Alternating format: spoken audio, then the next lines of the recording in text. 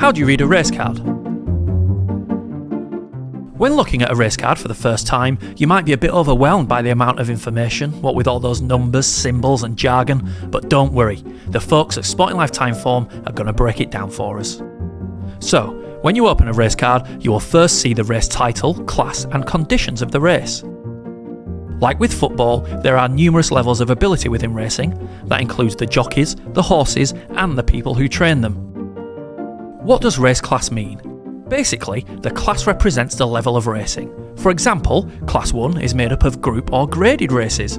Group or Grade 1 is essentially Premier League, to stick to the football analogy, right down to Class 6 contests, which would be more like non-league. The aim of the game is to compete at the highest level, and like in football, you aim to climb through the ranks. Each race card displays the runners who have been confirmed, and barring any withdrawals, these will be the horses lining up for that race.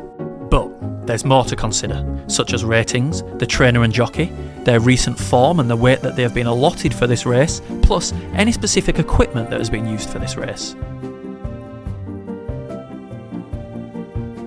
Here is the horse's official rating. Simply put, this is the ability that a handicapper believes a specific horse possesses.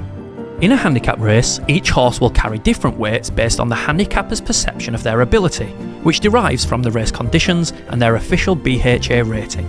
The purpose of handicapping is an attempt to create a level playing field. Form is listed in numbers, and you read these from right to left, right being the most recent run. A list which reads 2-1-1 would mean that the horse in question, as in this case, has won their last 2 starts, for example. Should you see a 0 on the race card, that represents a finish of 10th or worse.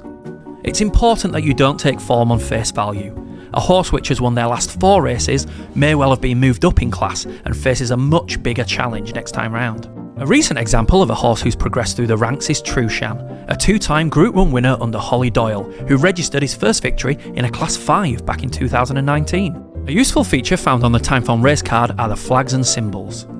The purpose of these is to alert us to key things which should be considered when assessing the chances of the horses in that race. Timeform flags are used to identify many attributes, such as a horse's suitability to that specific race course, a trainer who is in form, a jockey uplift, and a horse that is of interest to the Timeform reporter, known as a horse in focus, among many others.